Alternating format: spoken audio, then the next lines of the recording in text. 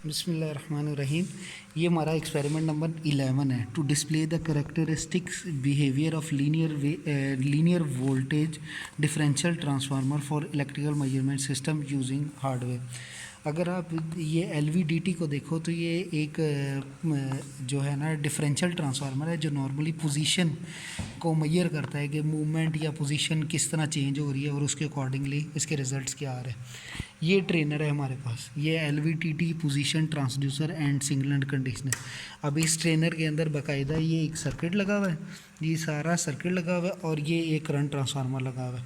अगर आप देखो तो ये वो पॉइंट है जिसको हम चेंज करें तो ये स्कोर को चेंज करने की वजह से इसके इनपुट पे जो वाइंडिंग है उस वाइंडिंग की पोजीशन चेंज होती है और उस पोजीशन की वजह से इसके आउटपुट वोल्टेज पे डिस्टर्बेंस या चेंज आता है।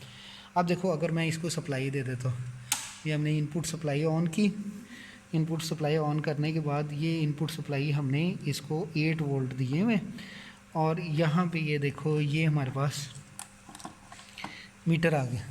ये देखो अभी ये ज़ीरो पोजीशन पे है और अगर मैं इसे ग्रेजुअली इसकी पोजीशन को मैं चेंज करता हूँ, ग्रेजुअली मैं इसे इंक्रीज़ करता हूँ तो ये देखो ये इसकी वैल्यूज़ भी बदल रही और मैक्सिमम ये 8 वोल्ट पे जा रहा है। अब अगर आप इधर से देखो ये आपके एक्सपेरिमेंट में, तो एक्सपेरिमेंट में वो कहता है कि पहले 5 mm मूव करना है, फिर 10, फिर 15, फिर 20 और फिर 25। अब देखो ये ज़ीरो पे है, मैं अगर इसको 5 mm मूव करता हूँ, ये लो जी, ये मैंने इसे 5 mm मूव किया तो ये 1.33 दे रहा है। अब मैं इसे 10 mm पे ले जाता हूँ, अब मैं इसे 10 mm पे लेके गया तो ये 3.21 हो गया।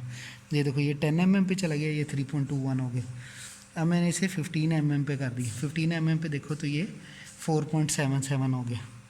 और फिर उसके बाद क्या है, मैंने इसको 20 mm पे किया तो 20 mm पे ये 6.77 हो गया। और फिर उसके बाद अगर मैंने इसको 25 पे किया तो 25 पे 8.28 हो गया। तो देखो ये लीनियरली इंक्रीज़ कर रहा है, जैसे जैसे वो पोजीशन चेंज हो रही है वैसे वैसे ये लीनियरली इंक्रीज़ कर रहा है। सही है ना। अब सेकंड जो टेबल वो कह रहा है ना, वो कह रहा है कि हमने टेबल बनाना है पिन 1 और ग्राउंड के साथ। जी ये कनेक्ट करें ज़रा, पिन 1 और ग्राउंड के साथ हम अगर टेबल बनाएं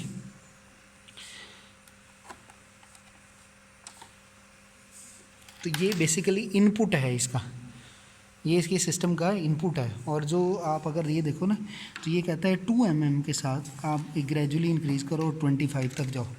तो इनपुट वाली साइड पे इसकी वेरिएशन की वजह से, इसकी पोजीशन की वेरिएशन की वजह से कोई फ़र्क नहीं पड़ना चाहिए।